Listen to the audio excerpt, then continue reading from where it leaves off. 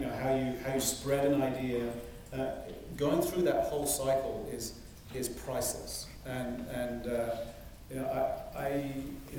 I know that when we're looking for people to bring in idea, we really, that's one of the things that we're looking for.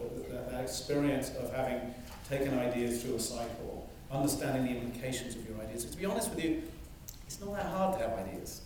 It's not even that hard to kind of create cool early prototypes of your ideas. It's really hard to get your ideas to stick. It's really hard to figure out how to get your ideas out into the world.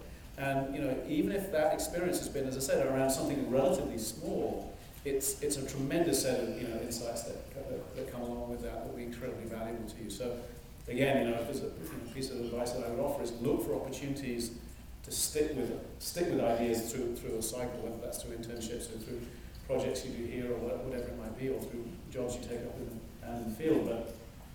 But one of those experiences of going from beginning to end is worth 10 different projects where all you do is the stuff that we're doing. In my opinion. Yeah, or advising other people. Or even more so than advising other people.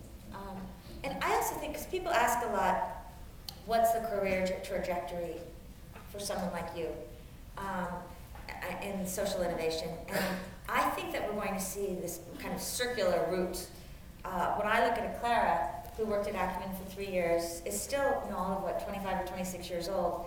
I see her staying with Ayurveda, maybe going to graduate school, although she certainly doesn't need to at this point, coming back, then maybe going out again, that there will be a fluidity, and that's really exciting, that we don't have to have just one trajectory, but that it will be different kinds of experiences, because it will be this multidisciplinary approach that will create the leaders who are going to be able to navigate the kind of complexity we're dealing with as well.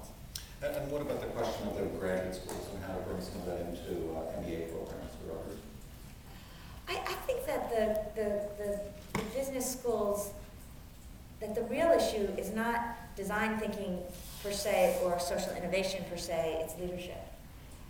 And I think leadership encompasses both, because it's the kind of leadership that starts with moral reasoning and a worldview that really does have room in it for everyone.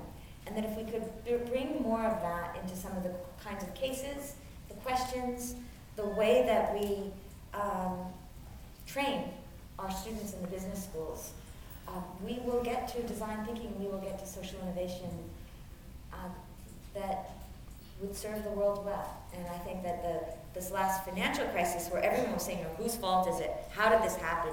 That we were allowing a whole cadre of leaders to be exalted, who justified what they did because their actions were within the legal bounds, but not because they were not the right thing to do. And so for me, it's more starting with that basis of moral reasoning and an expanded worldview that leads to real opportunity for creativity. But it means different metrics. I'm not sure the right metric for every business school has to start with what's your salary after school. But what's your happiness factor? It goes back to how do we measure